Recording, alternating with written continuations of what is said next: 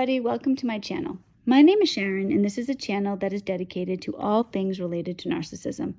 I make videos every Monday, Wednesday, and Friday on all types of topics related to narcissism.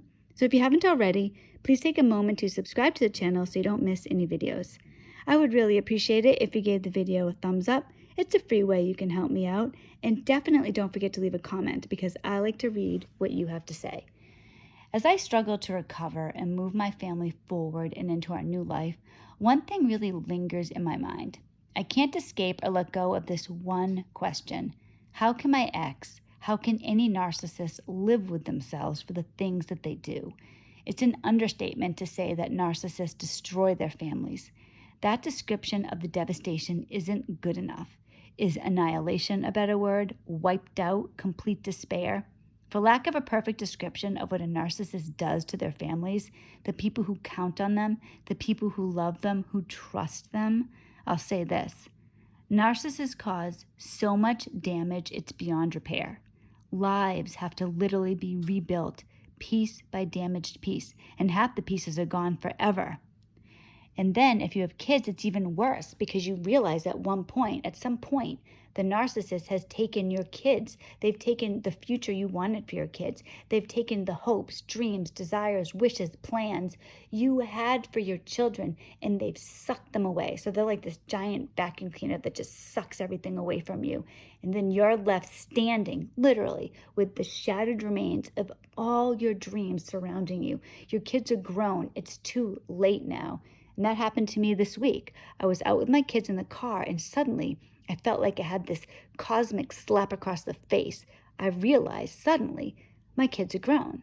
My daughter is already 18. My son is 15. I'm not going to be able to do the things I wanted. My kids are living a life very differently today than anything I ever had planned for them. The reality for everybody, and of course for a lot of us, we're learning this too late, but it's the truth. Who you marry is so crucial. It's one of the most important decisions you will ever make in your life. The person that you marry will affect every aspect of your life, your happiness, your financial security, your future, your relationship with your kids. Everything is tied to this one person. And if you marry poorly, you are going to pay. That is exactly what's happening to me. It's probably happening to you too. Watching this video, so many of us are in this horrible situation. I do want to say one thing though with that. I strongly believe that it's never too late to get it right, but dear God, it would be so much better to get it right from the start. I'm starting over. I'm in my 40s. I'm starting over. It is not the ideal situation, but I'm still going to do it because I do believe in my future. I do believe that there is still happiness even if you're in your 60s or 70s. It's just if you can get it right from the beginning, it's so much better because everybody suffers. You and your kids, you all suffer when you marry poorly. Of course, the narcissist, and this is what we're talking about in this video, they're just fine no matter what happens because they don't have a conscience. They don't have any empathy. They don't have any feelings or heart. They don't have the ability to feel guilt anyways. But I'm in a situation right now with my kids where we're not living the life that I wanted for them. We're living a life really of destitution. My ex left me financially devastated. I'm in the process of rebuilding, but I don't have a lot of things to give my kids, and that really bothers me. And it's not that I just want to give them a lot of financial things. I can't, like basic things. Like I don't even have a dishwasher in my house, like little things like that. I can't even afford these things. So forget about a vacation. I haven't been able to take my kids on vacation in over 5 years. The last time I went on vacation, my ex was involved in this. And of course, as you know, if you're with a narcissist, narcissists stereotypically ruin vacations, birthdays, holidays, any event they will ruin if they're not the main part of it. So if it's their birthday, that's great. But if it comes to sharing the spotlight with anybody else, it doesn't happen. So I'm going to tell you about the last trip that I went away with my family. So I had planned to take my kids to Universal Studios. I really, really wanted to do this. My kids and I love Harry Potter. It was this big thing to do. We don't go away that often. I wanted to go to Florida for a couple of days, spend the time at Universal. Now, my in-laws happen to live in Florida, so I told them that we were coming down to Florida and that we would spend one day with them. That was the plan, one day. Fast forward to Christmas. So here it is, Christmas. Now, my in-laws knew what I wanted to do. I was very clear about this, by the way, for what I'm about to say. Fast forward to Christmas. My kids get a Christmas present from their grandparents. Guess what it was? Yep, a trip to Universal Studios via them. So they were flying our family down. They were acting like we won this game show. We're going to fly you all down to Florida to stay with us. And we get to go to Universal one day. The rest of the trip, your grandfather's going to drive us all over Florida to wherever we want to go because we know Florida. We live here and we're going to treat you right. It's going to be the best thing ever. Yay, yay, yay, yay, yay. That was not yay, yay, yay, yay, yay to me. They stole my trip. They took it from me. So I said something to my ex, of course, and his reaction was future fake. Oh, I know. Yeah, they shouldn't have done that. That was really wrong of them. Yeah, you did make yourself very clear. But what are we going to do now? They really want to do this. And it's not that big of a deal. We'll still have a great time. We're still going to Universal. I know it's just one day. But you know what? Future fake. In the future, we'll do whatever you want. Next year, it'll be whatever you want. And my parents are not going to be involved at all. Just what you want. Next year, next time, next trip. Next. I get what I want now. You get what you want later. Only problem is I never get what I want later. When you're future faked, that's the whole point. They get what they want now. You get nothing ever. Throughout my entire relationship, future fake here, future fake there, future fake here, future fake there. He gets what he wants. I get nothing. I'm like a purchase he makes on a credit card. He'll make the purchase now. He gets what he wants now. And then he'll pay me off later, except for him, straight to bankruptcy. He's not going to pay me off later. That's what he does time and time again. So I talked to my mother about this. Now, this was before I knew anything about narcissism. I actually have, we took this trip in the beginning of April 2016. I've mentioned in other videos, I was delivered from codependence by God on April 21st, 2016. It's a whole other video. I know I've said that before, that I'm going to make a video on it. The only reason that I haven't made the video yet is I'm having a hard time figuring out how to do a short video just on one moment in my life. And some of it involved that wouldn't make sense to you. So I have to figure this out. So if you really want to know, if you're interested, let me know in the comments, and maybe I'll make like a shorter video or just like a little bonus video talking about when I was delivered from codependence. But that happened shortly after we got back from this trip. So this was the last time in my life when I didn't know what narcissism was. I had no idea. I didn't know about future faking, codependence, nothing, not one thing. So here I am at the time. So at the time, I didn't know anything about this. So my ex is future faking me now, and I didn't know my entire family was in these narcissistic relationships. So I have like a small family. It's really my parents, my in-laws, and my brother and my brother-in-law. Now I can see very clearly that my father, my father-in-law, narcissist. My mother, mother-in-law, codependent. Brother, narcissist. So I also used to be codependent. That was my role. That was who I was supposed to be. And as the youngest woman in the family, because my brother-in-law is not married and neither is my brother, so I am the youngest person in the family. My job is to be doormat for everybody. I'm not allowed to have my own views on anything. I'm not supposed to be treated well. My job is to lay down and die and let everybody else walk all over me. So when I talked to my mother about this and I said, "You're not going to believe what happened over Christmas," my mother said to me, "Oh, well, you know what? Yeah, maybe they shouldn't have done that, but you don't want to hurt their feelings. The last thing you want to do is you're going to start a family argument over this. You can't let them do this. They just want to spend time with their grandkids. They don't get to see them very often." So it was not, "What? That's crazy." No, that they took that trip from me. That's outrageous. That's so rude. Don't put up with that. No, it was instead, put up with it. That's your role. After all, one day, if you're lucky, your daughter will marry somebody and you get to walk all over her. She'll be codependent. She'll take your place because now you'll move up in the hierarchy. And if you're really lucky, your son will be a narcissist and his wife will be a good little codependent, and you'll get to do whatever you want. You'll have two people to walk all over. I only have one. You'll have two. How lucky will you be? Oh, like hell. But that's what my mother thought. That's essentially what she was saying to me. So time goes on, and here I am, miserable, stuck. So it's Christmas, but I have to wait till April. I tell my ex, "I am not going to be in the car with your father the whole trip. I want a rental car. I was adamant about that. I did not want to be stuck. I couldn't even go to a store without him driving me. So I told him, I want a rental car. So he agreed, but he kept putting it off, telling his parents. He waited until the week before we were supposed to go to Florida to tell his parents. And of course, when he told his parents, it wasn't, we want a rental car. It was, Sharon wants a rental car. His parents flipped out. Oh, I knew she didn't like us. I knew this. We always knew this. Why doesn't she like us? Why is she so rude to us? Why can't she be in the car with us? So it was this huge thing. My ex flipped out. He gave me a silent treatment. First, he destroyed a room in the house. The room he was in when he was on the phone, he destroyed that room. He threw everything over the floor. He ripped stuff off the walls. He had a full-on hissy fit.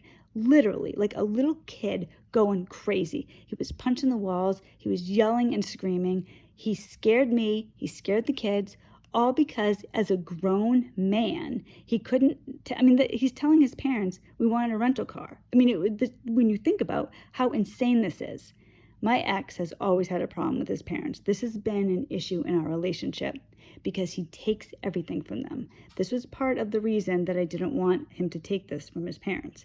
He doesn't pay for anything. He asks his parents to buy us things, to pay for things for him. Like, for example, this is how pathetic my ex is. So we got this house in New Hampshire, and it has a decent-sized yard. It's not huge, but it's decent size. So my ex, it's just too much for him to have a push mower. It's just too much. He asked his parents to buy him a riding mower because of the lawn. It's just, I can't even. It's so embarrassing for me to even say that this is the person that I married. I find my ex to be absolutely pathetic. But this is what he did, and he knew I didn't want him taking anything from his parents. And of course, that was one of the many things. Next time I won't ask them for anything. Next time. But when his parents offered to pay for this whole trip, cha-ching, cha-ching, that's what he's thinking. I didn't know at the time that he was charging up $100,000 in credit cards. He was busy doing that. So for him, this was fantastic. I know he's thinking to himself, great, I don't have to pay for airfare. I don't have to pay for hotel. Geez, if I play my cards right, maybe they'll even buy my kids some souvenirs so I don't have to spend a dime on my own family. How great is that? And then if my wife bothers me, I'll just give her silent treatment, and then she'll do whatever I want. And if she doesn't, she'll complain to her mother, and her mother will put her in her place. I have it made. It's perfect. That's exactly what happened. So after he had his little hissy fit because his parents weren't okay with the rental car, straight into silent treatment. So that last week before we were supposed to go to Florida, I didn't know what the heck was going on. I didn't know if we were going. He wasn't even talking to me. I was trying to get him to talk to me. He wouldn't talk. I didn't know if I should pack. Are we going? Should I tell the kids? I don't know. I didn't know what to do. Should I cancel the pet sitter? What am I supposed to do? I have no clue. So it wasn't until the day before, finally, he talks to me. This was the trip. This was it. So we get down to Florida, and then, of course, he's just too happy to be a little boy again. He's around his parents. His mother's babying him. Can I do your laundry, honey? Look, I made your favorite meal. I made you a cake. This is what he's getting. So he treats me horribly. He gets rewarded. I have my vacation ruined. Nobody else cares. It doesn't matter. I'm nothing. I'm the doormat. I'm very, very happy to tell you that today I am now no longer the doormat in the family. I am the black sheep. And I'm very, very pleased to be this way because now I stand up for myself. And over my dead body will my daughter be a codependent or my son a narcissist. Now I have control of my life, but it took me into my 40s to get there. But this is how it was. This is what was happening in my marriage. Then I got home from Florida, and very shortly afterwards, I was delivered from codependence. And that directly led me to where I am today because I had no idea. I didn't know anything about this. I didn't know what codependence was. I didn't know what narcissism was. I didn't know any of these things. I didn't know what future faking was. I knew none of these terms. It wasn't until I got back and I was delivered on April 21st, and everything in my marriage went south after that. Now, granted, it was the best thing that could have ever happened, but it was still a complete shock. So today, here I am 5 years later, and I still struggle with how my ex lives with himself. Now that I know everything, now that I know a lot, and I know I don't know everything, but I know a lot of the things that he was doing behind my back, it makes me sick. And I think to myself, my God, if I did even 0.1% of the things that he did, my physical health would be in jeopardy. I don't know that I could live with myself. I really don't. Like, he has destroyed everything. He doesn't even see his own kids anymore. He's okay with this. He was the breadwinner in the family. He thinks it's acceptable today to give me less and less and less. What he's trying to do is he's trying to force me to let him back into the house. He's still playing games with me. Now, some of you may know I'm actually in the process of getting a divorce from my ex. On the advice of my attorney, I'm waiting until I move out of state to get the divorce because that is to my advantage and my kids' advantage. But still, he doesn't know this, and what he thinks he's doing is backing me into a corner. So he's still playing games with me. This is what narcissists do. They don't feel bad. They never think to themselves, wow, I can't believe the devastation that I caused. I'm a horrible person. I need to get my act in gear. I need to apologize. I need to do better. I need to be a better person. Geez, I can understand why my wife wants to divorce me. I should make her life easier instead of more difficult because of all the things I've done. I don't even talk to my kids. What's wrong with me? Something's real. I'm sick. I mean, never. They never do. So when you struggle and you wonder, how the heck can they live with themselves? I'm going to tell you, it's because they trick us from the beginning. Narcissists have an agenda. They want us to play pretend with them. They know what's up all along. We don't. So a huge disadvantage that so many of us have is that we didn't know what narcissism was. So we married these people. We were with these people for years and we didn't know. We thought we knew this person, so we forgave them, not knowing they were lying. We gave these things what is most important in life: our time, our children's future, their childhoods. It's sickening to me. They knew all along. The problem really is they don't care. So they do all these things, and we are the ones that suffer from guilt and regret, pain, sorrow, depression, anger. We are the ones with PTSD. We didn't cause this. We didn't know, but we're the ones who suffer. And then we're left reeling, thinking to ourselves, how can this be? How can this happen? How can this person not care? The truth, we want to know where the narcissist's guilt is. Why don't they suffer? How can they move on like it never even happened? My God, I mean, I thought I was confused before. Now, knowing all the things that I know, but in order to understand a narcissist, what we have to do is leave reality and get inside their head. They don't live in our reality. Literally, a narcissist lives in a world of make-believe. I've heard it said before that if you believe something is true, it's not a lie. I'm not sure if a narcissist literally is that aware, but either way, they know to a point what's true and what isn't true. You can live in the same house, sleep in the same bed, but experience life very differently. At their narcissistic core, I believe, despite reality, that they really don't think anything is their fault. It's your fault. They rewrite history or they make you the bad guy. The definition of insane is a state of mind that prevents normal perception, behavior, or social interaction. That really sounds to me like a narcissist. Now, of course, I'm not a psychiatrist. I'm not able to diagnose somebody as insane. And even if I was, I'm sure it wouldn't be acceptable for me to diagnose somebody that I know. But a narcissist, truly, despite whether you're a doctor or not, despite any of that, their behavior is reprehensible. And to a degree, they know exactly what they're doing. The ways that narcissists avoid guilt, avoid fault, is they deflect. They deflect from their own misdeeds. It has to be your fault. They attack you. You are actually the one ruining the relationship, ruining the family. Again, your fault. In my case, if I would just be a good little codependent, if I would just do what I'm supposed to do, lay down and die, everything would be better. Everything would be so much better. I could go back to living the life I was living at the beginning, where I constantly was future faked, lied to, abused in every possible way. I could have all that back again. All I need to do is get back on my back and just lay there and let everybody in the family walk all over me. They lie and exaggerate. Narcissists, see, I have a personal issue with lying. I don't like it. I don't lie. I can't stand people who lie. Narcissists don't have a problem with it. So just right there, I mean, there's a disconnect. If you're in a relationship with somebody, one person doesn't lie, the other person does and is okay with it, nothing can go right in that relationship. And of course, a narcissist always plays the victim. They refuse to reflect on their destructive behavior.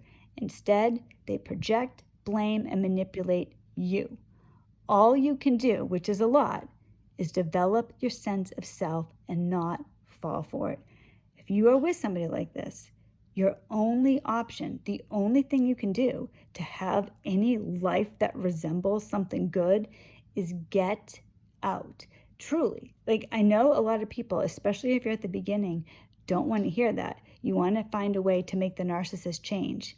I'm telling you, I and many other people have learned the hard way. You can only change yourself. Now, on Friday's video, I'm actually going to have my daughter on the channel. So if you're interested to hear what my daughter has to say, she is an adult, she's 18, and I talked to her and asked her if she'd be interested to talk about her experiences growing up with a narcissistic father, and she's excited to do this. So if you're interested to hear that, please stay tuned on Friday. She's going to be on the channel. Other than that, I hope everybody has a wonderful day. I hope this video helped. I hope to help you understand, because that question, how can they live with themselves, really can be a torturous one when they cause such massive devastation. Thank you so much for watching. I hope everybody has a wonderful day. I'm so grateful for everybody who supports and watches my channel. I will see you on Friday, and God bless.